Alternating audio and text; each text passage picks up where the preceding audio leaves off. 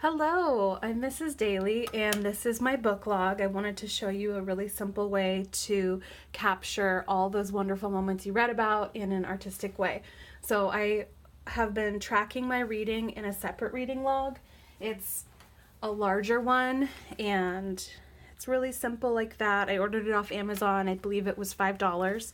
And the fun thing is that you can jot your ideas down, go through a rating system, and I've been doing that for a while, but I wanted to take all those really great ideas and put them into my traveler's notebook. So, as you can see, I took a plain cover and I decorated it. I have a dog and 2 cats, so I wanted to show off that they're always around snuggling with me as I'm reading. This is from June 2019 to November 2019, some of the most exciting books that I've read.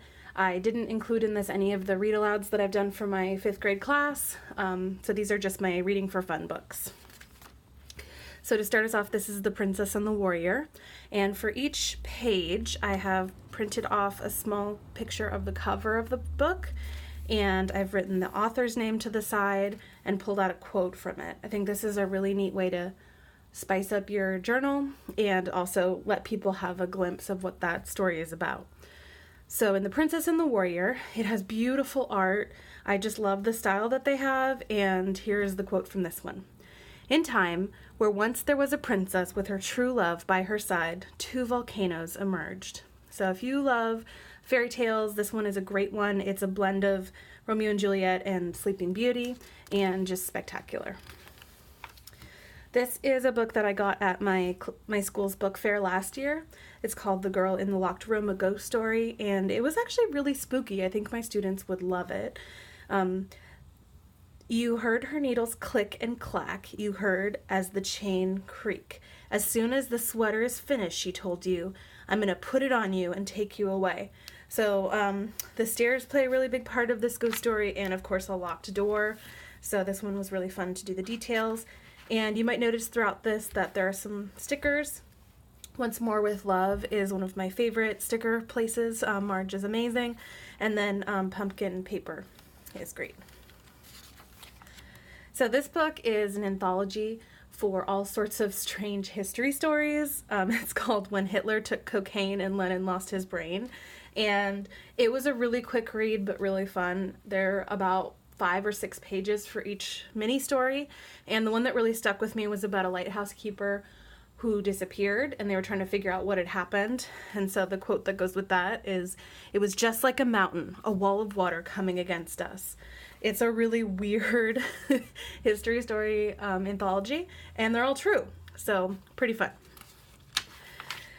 This is from one of my all-time favorite authors, J.A. White. He has written some spectacular books that just take you to another place. They are fairy tales, but new, and the characters are just so exciting. You really feel like you could just jump into the books that he's written. So the quote that this one is highlighting is right at the beginning of the story. I don't even remember taking a bite, he thought, still chewing a soothing warmth spread throughout his body. He fell. So if you like Hansel and Gretel, this story is for you, and I had a lot of fun making my own library. Sometimes as a teacher, I'll have students start out the year with a pencil sketch of a library, and they can just color it in as they read it. But this would be a fun addition to any traveler's notebook. This book I actually picked up when I was in London, and it's called Gardening: A Very Peculiar History. It goes through all the different times in history, and it talks about how gardens are structured.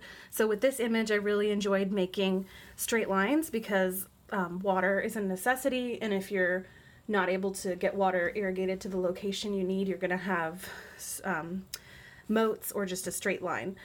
It was absolutely a beautiful walk through history, and it really made me look at all the different gardens that I passed by in a unique way. The appearance of the plant revealed its medicinal use. So it also goes into different plants and why people would grow them. Finding Baba Yaga is written by another one of my all-time favorite authors, Jane Yolen. She's written another book I read every single year to my students called Encounter, and it's about Christopher Columbus meeting the Taino people.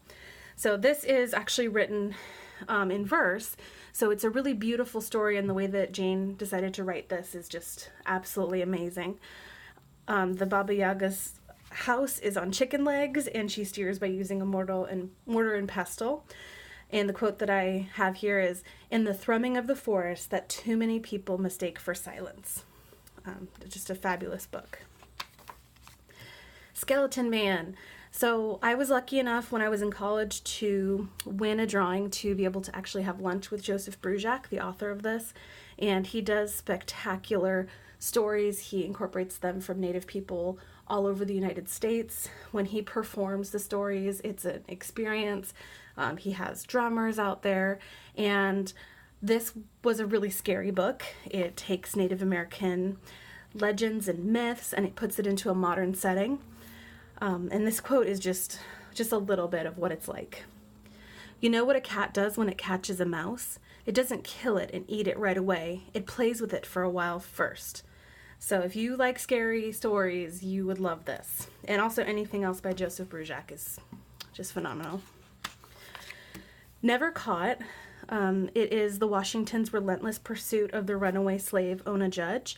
I got this summer when I was in Washington, D.C. at the African History Museum, the new one that they just built there. And I had never heard of Ona Judge, and I feel like this is a must read. It's so necessary to learn about all the different people in history and their setting. So Martha Washington would make certain to avoid the likes of Franklin during her brief stay in Philadelphia. And if you're a fan of history and you want to just see another perspective, also see George Washington and Martha Washington in a different light, this is definitely a must read. There's also a version of this for children. So this is the adult version, but with the same title, you could get it for someone in your life that's a little younger. To Be a Slave, I also got at the African Museum in Washington. It is a compilation of interviews done by two different groups of people, interviewing people that were slaves or were the direct children of slaves. And it's really difficult to read, but really important. This quote just cuts at your heart. "They whipped my father because he looked at a slave they killed and cried." So it really shows that everyone's just doing the best they can to survive. It shows the different ways that people tried to make the best of their situation against an oppressor. So it's phenomenal. I bought it to originally read with my 5th grade class, but I need to be really careful which parts of the book I allow them to see. So, definitely give it a preview before you just send it in your classroom if you're planning to do that. So this book is called Jamestown: Struggle for Survival. It's a picture book with some text in it. It has primary sources sprinkled throughout each page, and I actually got this at Jamestown when I was visiting Virginia this summer. The thing I love about this is that it is like a mini version of Blood on the River by Elisa Carbone, and I feel like I could use this with students with special needs or students that just need the story retold. It is really, really great as far as like a really simple story if you just needed to do this with a lower grade class, or if you just wanted to review with students, it would be fabulous too. So the quote I chose was, "And making marks on a piece of paper, he proved that paper could talk."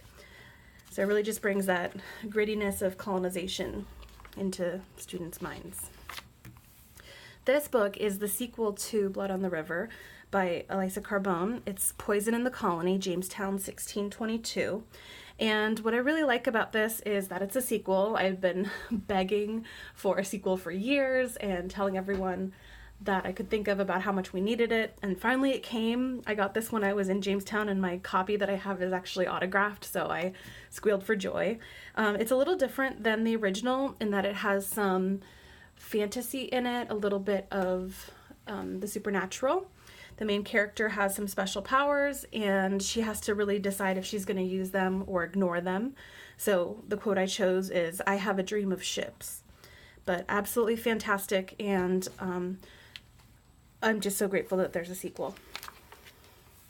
So Map of Days is further down in this series, but I didn't even know it existed, so when I found it, I snatched it off the shelf. And you got to see a little bit more of the history, and then they got to do some more exploring in this story. So the quote is, "You really don't follow orders." And the character in the book gets to discover some extra features that his grandpa's house has. So it's a great addition, and I felt like it showed you that this author has a huge vision for this world and for all the pieces that went into it. So I really enjoyed it. The Lightning Thief is one of the most popular books with my 5th grade students, and I finally read it because they just kept telling me how great it was. So I just had fun really doodling a couple different scenes in this. The tree is really important as the safety zone of Camp Half-Blood, and obviously lightning coming from Zeus up here was really fun to draw. But I also really enjoyed one of his teachers is a harpy, I believe, or a banshee. I can't quite remember right now, but she's just fantastic. And you have this image of this really stark face with wings on it and her hair in this scraggly bun. So it was a really fun one to doodle. This book I got in Washington, D.C. as well, from a museum, I believe the American History Museum. It's titled Stripped and Script, and it's all about Loyalist women writers. I hadn't read anything previously that really showcased their perspective, and this author goes really through letters and different people that they know their family were Loyalists, and it's really showing what their unique perspective was. So, why is anyone fighting at all, she asks, if no one can accurately identify the enemy? And it's just so fantastic because it shows how women have their own perspectives and beliefs, and during the war, the Loyalist women especially were not able to freely write and freely communicate, and it's just a great source that I think for anyone interested in the American Revolution should read. So this is the second book in the Percy Jackson series, The Sea of Monsters, and I really just enjoyed the characters in this, and I really enjoyed the island scene. There are these sheep there that are pretty special. The quote I used is actually, I believe, a chapter title. I play dodgeball with cannibals, and we play dodgeball, a more gentle version, of course, in our 5th grade, but it just cracked me up how he felt like he was playing a certain opponent, and then they started to morph into something different. The Jumbies, God's Revenge. This is the 3rd book in a series by Tracy Baptiste, and she's just phenomenal. She takes Caribbean folklore and brings it alive with all the different Jumbies, which are different creatures, and my students love reading this. I couldn't believe this came out. I actually, after I read this, started loaning it to students so they could read it, and they loved it too. In the previous books, you have some mermaids and some characters from the forest, but this book is really starting to move towards the air, and I don't want to spoil anything for you, but this scene will make a lot more sense once you read the book, but just absolutely fantastic. And the quote I chose is, "It was the end for now." I read this book because my students were going to read it for a literature circle, and I realized I never read this, and it had been a buzz in all the teachers' lounges for years. So I finally read Rules, and I read this with my husband, and the part that we just giggled about the most was this quote, "Quiet pigs."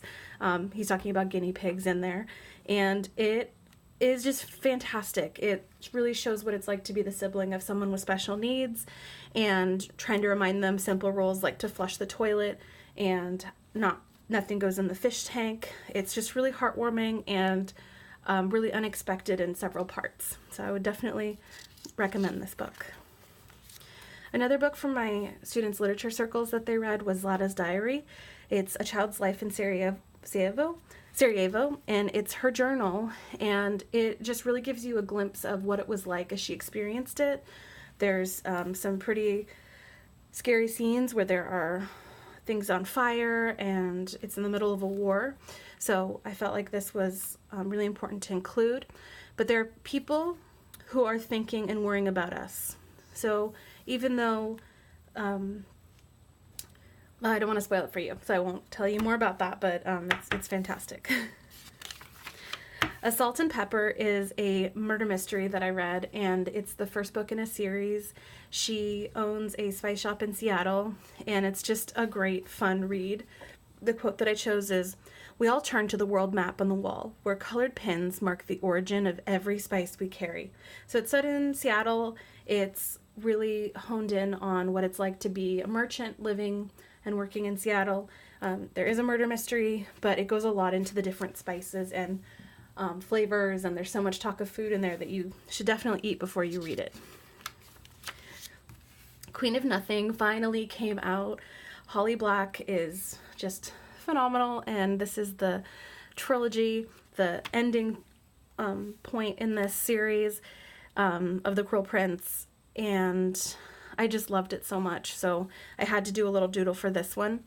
I think of his riddle: how do people like us take off our armor, one piece at a time? So just, oh, so good. If you like fairies, but dark fairies, and anything that has to do with adventure, then this series is for you.